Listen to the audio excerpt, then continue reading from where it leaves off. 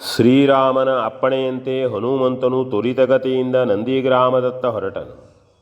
ಪ್ರಭಂಜನ ಕುಮಾರನಾದ ಆಂಜನೇಯನು ವಾಯುವೇಗದಿಂದಲೇ ಬಂದು ವಿಚಾರಿಸುತ್ತಾ ಭರತನಿರುವ ಸನ್ನಿಧಿಯನ್ನು ಸೇರಿದನು. ಭರತನು ಅವನ ಕುಟೀರದ ಮುಂದೆ ನೆಲದ ಮೇಲೆ ಕುಳಿತಿದ್ದನು.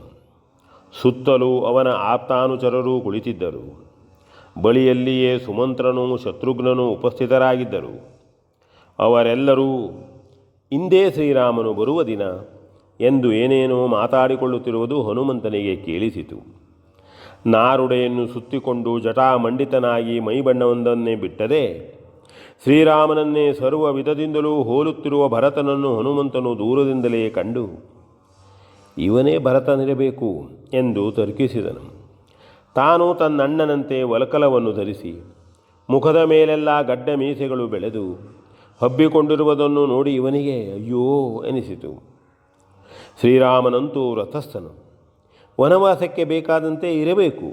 ಆದರೆ ಅವನ ತಮ್ಮನಾದ ಇವನು ಊರಿನಲ್ಲೇ ಇದ್ದರೂ ಆ ರೀತಿಯ ವ್ರತವಲ್ಲದಿದ್ದರೂ ಅಂತೆಯೇ ಇರಬೇಕೆಂದು ವರ್ತಿಸುವ ಇವನ ಮನಸ್ಸೇ ಅಣ್ಣನಿಗಿಲ್ಲದ ಯಾವ ಸುಖವೂ ತನಗೆ ಬೇಡವೆಂಬಂತೆ ವರ್ತಿಸುತ್ತಿರುವನು. ಆಹಾ, ಏನು ಸುಸ್ಥಿರ ಚಿತ್ತನು, ಎಂತಹ ಭ್ರಾತೃವತ್ಸಲನು ಎಂದು ಮನಸ್ಸಿನಲ್ಲಿ ಭರತನನ್ನು ಕೊಂಡಾಡಿದನು. ಹಾಗೆಯೇ ಶ್ರೀರಾಮನ ತಮ್ಮನಿಗೆ ಜಯವಾಗಲಿ ಎಂದು ಉದ್ಘೋಷಿಸಿದನು. ಅಪರಿಚಿತನಾದ ಕಪಿವೀರನೊಬ್ಬನು ಹೀಗೆ ನುಡಿದುದನ್ನು ನೋಡಿ ಅಲ್ಲಿದ್ದವರೆಲ್ಲರಿಗೂ ಆಶ್ಚರ್ಯವಾಯಿತು. ಭರತನಿಗೆ ಅದರೊಂದಿಗೆ ಶ್ರೀರಾಮನ ತಮ್ಮ ಎಂದೇ ಹೇಳಿದನಲ್ಲ ಎಂಬ ಆನಂದ, ಅದರಿಂದಲೇ ಅಭಿಮಾನ ಒಟ್ಟಾಗಿ ಮೂಡಿ ಬಂದವನನ್ನು ಎದ್ದು ನಿಂತೇ ಬರಮಾಡಿಸಿಕೊಂಡನು. ಅಲ್ಲದೆ ಬಳಿಯಲ್ಲೇ ಕುಳಿತುಕೊಳ್ಳಲು ದರ್ಬೆಯ ಆಸನವನ್ನು ತರಿಸಿಕೊಟ್ಟನು. ಆಂಜನೇಯನು ಅವರೆಲ್ಲರೂ ನೆಲದಲ್ಲಿ ಕುಳಿತಿರುವುದನ್ನು ನೋಡಿ ತಾನು ನೆಲದ ಮೇಲೆಯೇ ಕುಳಿತುಕೊಂಡು ಮೊದಲಾಗಿಯೇ ತನ್ನ ವಿನಯವನ್ನು ವ್ಯಕ್ತಪಡಿಸಿದನು. ಇವನು ಯಾರಿರಬಹುದು ಎಂದು ಕೂಡಿದವರೆಲ್ಲ ಅನುಮಾನಿಸುತ್ತಲೇ ಇದ್ದರೆ ಭರತನು ಶ್ರೀರಾಮನನ್ನು ಚೆನ್ನಾಗಿ ಬಲ್ಲ ಇವನು ಯಾವನೋ ಮಹಾವ್ಯಕ್ತಿಯೇ ಇರಬೇಕು ಎಂದು ತರ್ಕಿಸಿಕೊಂಡನು. ಹಾಗೆಯೇ ಅಯ್ಯ, ಪ್ರಯಾಣವು ಸುಖಕರವಷ್ಟೇ, ದೇಹಕ್ಕೆ ಅತಿಯಾಗಿ ಬಳಲಿಕೆಯಾಗಲಿಲ್ಲವಷ್ಟೇ. ನಮಗೆ ಪರಿಚಯವಿಲ್ಲ. ಅಣ್ಣನ ಹೆಸರೆತ್ತಿ ಎತ್ತಿ ಆಡುವುದರಿಂದ ಆತ್ಮೀಯತೆಯೇ ಪ್ರಕಟವಾಗುತ್ತದೆ. ಯಾವ ಕಡೆಯಿಂದ ಬರೋಣವಾಯಿತು ಹೇಳಲು ಆಕ್ಷೇಪವಿಲ್ಲದಿದ್ದರೆ ದಯವಿಟ್ಟು ತಿಳಿಸಬೇಕು.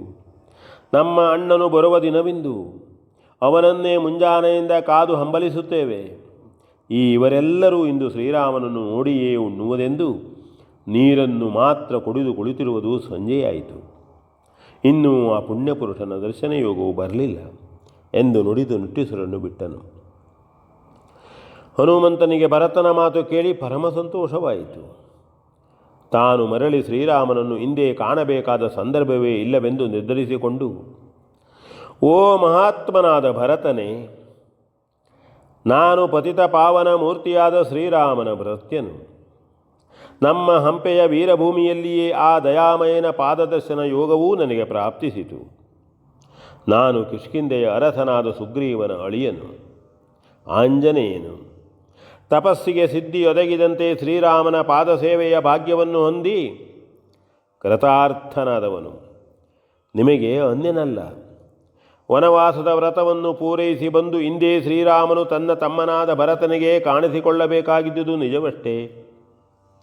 ನೀವೆಲ್ಲರೂ ಆ ಪರ್ವಕಾಲ ಪ್ರಾಪ್ತಿಗಾಗಿ ಉಪವಾಸವಿದ್ದೇ ಪ್ರಾಪ್ತಿಸುತ್ತಿರುವಿರಾದರೂ ದೈವಾನುಕೂಲವಿನ್ನೂ ಕೂಡಿ ಬರಲಿಲ್ಲ ಎಂದು ಹೇಳುವಷ್ಟರಲ್ಲೇ ಎಲ್ಲರೂ ಏನು ಏನು ಎಂದು ಉದ್ವೇಗಗೊಂಡರೆ ಭರತನು ಹನುಮಂತನ ತೀರ ಸಮೀಪಕ್ಕೆ ಹೋಗಿ, ಭಾಗ್ಯಹೀನನಾದ ನಾನು ಇನ್ನಾವ ಕೆಟ್ಟ ಮಾತನ್ನು ಕೇಳಲು ಉಳಿದಿರುವೆನು. ಅಪ್ಪ ಆಂಜನೇಯ, ಏನಾಗಿದೆ? ನಮ್ಮಣ್ಣನು ಎಲ್ಲಿ ಎಂದು ಕಾತರಗೊಂಡೇ ಕೇಳತೊಡಗಿದನು. ಆಂಜನೇಯನು, ಛೇ ಛೇ, ಶ್ರೀರಾಮನ ತಮ್ಮನಾಗಿಯೂ ನೀನು ಭಾಗ್ಯಹೀನನು ಎಂತಾಗಬಲ್ಲೆ? ಅನುಚಿತವಾದುದೇನೂ ನಡೆಯಲಿಲ್ಲ, ಹಾಗೆಂದಿಗೂ ಆಗದು.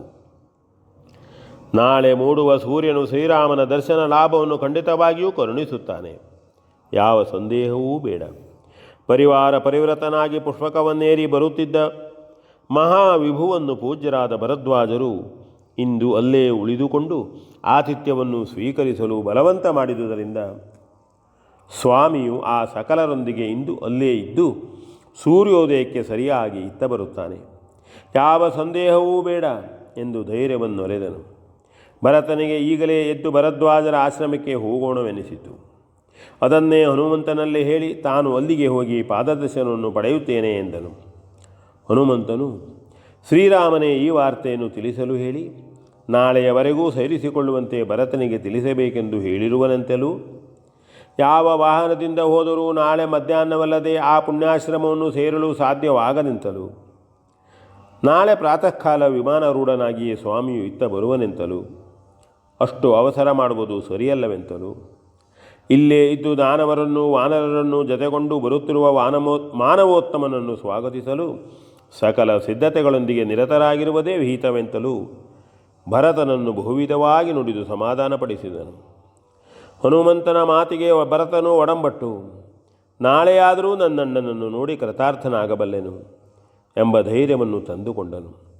ಅಷ್ಟರಲ್ಲಿ ಆಂಜನೇಯನ ಮಾತಿನಲ್ಲಿ ಅಡಕವಾಗಿದ್ದ ಪರಿವಾರ ಪರಿವೃತನಾಗಿ ದಾನವರನ್ನು ವಾನರರನ್ನು ಜತೆಗೊಂಡು ಎಂದು ಮುಂತಾದ ವಿಷಯಗಳು ನೆನಪಾಗಿ ಆ ವಿಚಾರವೇನೆಂಬುದನ್ನು ಹನುಮಂತನಲ್ಲಿ ಪ್ರಶ್ನಿಸಿದನು.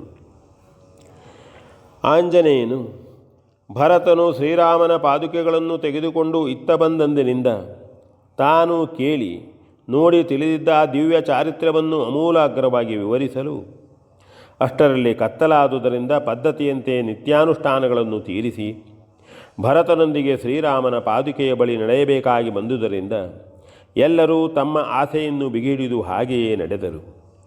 ಭರತನು ಅವುಗಳಿಗೆ ಪ್ರದಕ್ಷಿಣೆ ಬಂದು ವಂದಿಸಿದನು. ಉಳಿದವರೂ ಅವನನ್ನು ಅನುಸರಿಸಿದರು.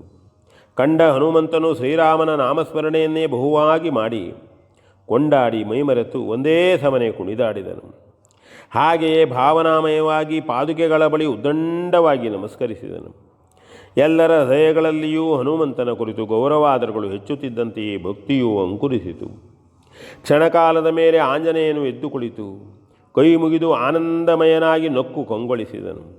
ಮರುದಿವಸ ಸೂರ್ಯೋದಯಕ್ಕೆ ಸರಿಯಾಗಿ ಶ್ರೀರಾಮನನ್ನು ಸ್ವಾಗತಿಸಲು ಸಕಲ ಸಿದ್ಧತೆಗಳಿಂದ ನಿಯತಗೊಂಡು ಬರುವಂತೆ ಸುಮಂತ್ರನು ಅಯೋಧ್ಯೆಯ ನಾಗರಿಕರಿಗೂ ಅಧಿಕಾರಿಗಳಿಗೂ ಇತರ ಮಂತ್ರಿಗಳಿಗೂ ಹೇಳಿ ಕಳಿಸಿದನು. ಅಂತೆಯೇ ವಸಿಷ್ಠರಿಗೂ ಭಿನ್ನಯಿಸಿಕೊಳ್ಳುವಂತೆ ಚಾರಕರನ್ನಟ್ಟಿದನು. ಮತ್ತೆ ಎಲ್ಲರೂ ಕಿವಿನಿಗುರಿಕೊಂಡು ಶ್ರೀರಾಮ ಚರಿತಾಮೃತಂ ಅನ್ನು ವಿವರಪೂರ್ಣವಾಗಿ ಕೇಳಿ ಆನಂದ ಪಡೆಯಲು ತವಕಗೊಂಡರು. ಅಂತೆಯೇ ಭರತನು ಶ್ರೀರಾಮನ ಪಾದುಕೆಗಳ ಸನ್ನಿಧಿಯಲ್ಲಿಯೇ ಕೇಳುವುದು ಪ್ರಶಸ್ತವೆಂದು, ಮುಖ್ಯವಾಗಿ ಕರ್ತವ್ಯ ದೃಷ್ಟಿಯಿಂದ ಮಾತ್ರ ಇಷ್ಟರವರೆಗೂ ಉಕ್ಕಿ ಬರುವ ತವಕವನ್ನು ತಡೆಹಿಡಿದು ಮತ್ತೆ ಅದೇ ಮೇರೆ ಮೀರಿ ಕ್ಷಣಕಾಲವು ವಿಳಂಬವಾಗಬಾರದೆಂದು ಅಲ್ಲೇ ಅದೆಲ್ಲವನ್ನು ತಿಳಿಸಬೇಕೆಂದು ಹನುಮಂತನಲ್ಲಿ ಕೇಳಿಕೊಂಡನು. V N Bhagavat ಬರ್ಪಳ್ಳಿ.